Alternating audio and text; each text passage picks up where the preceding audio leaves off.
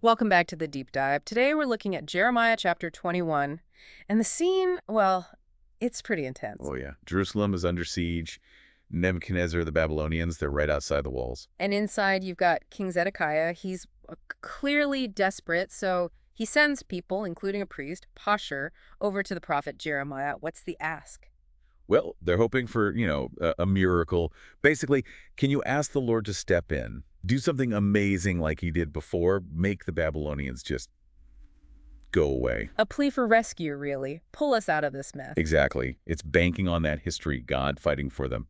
But the answer Jeremiah brings back from the Lord is, well, it's not that at all. Actually, it's the polar opposite of what Zedekiah was hoping for. It really is. The core message is just stark. God says, I am against you. Not for you, against you. He says he'll turn their own weapons back on them inside the city walls. And the language used is just, oh, wow. I myself will fight against you with an outstretched hand and a mighty arm in anger and fury and great wrath. I mean, that's not just standing aside. That's God actively opposing them. Actively, powerfully, and personally. And this divine opposition, it has immediate, terrible consequences right there in the city. Okay, like what? First up, plague. A deadly plague hitting both people and livestock.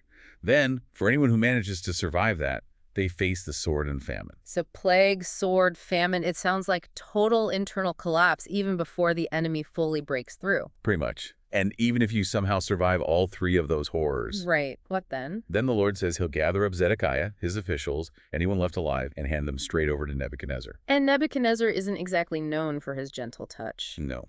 The text is chillingly specific. He will show no mercy or pity or compassion. It's just absolute devastation. A really grim outlook. Okay, so judgment seems pretty absolute if you stay inside the city. But then, remarkably, the Lord offers a choice, doesn't he? He does. It's this incredibly stark binary choice.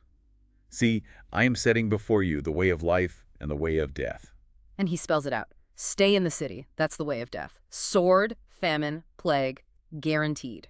But then comes the twist, the way of life. It's surrender. Surrender to the enemy besieging them. Exactly. Go out and surrender to the Babylonians who are besieging you. That is how you live. You escape with your life. It's completely against every instinct for self-preservation within the city walls. So safety isn't in holding out. It's in yielding to the instrument of judgment. Wow. Yeah.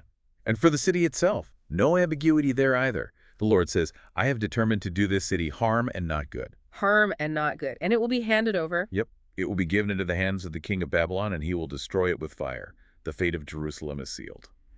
Now, amidst all this citywide judgment and this stark individual choice, there was also a specific word aimed at the leadership, right? The royal house. Yes, absolutely. A direct message to the royal house of Judah, the descendants of David. And what was that message? It feels crucial. It's a command, and it's incredibly specific and immediate.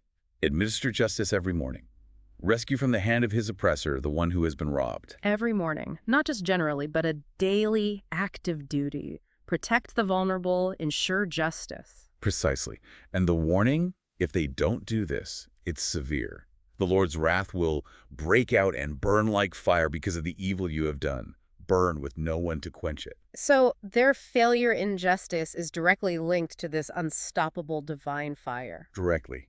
It's not just bad leadership. It's fuel for the fire of judgment. And he specifically calls out those in Jerusalem, presumably the leaders, who felt secure in their position.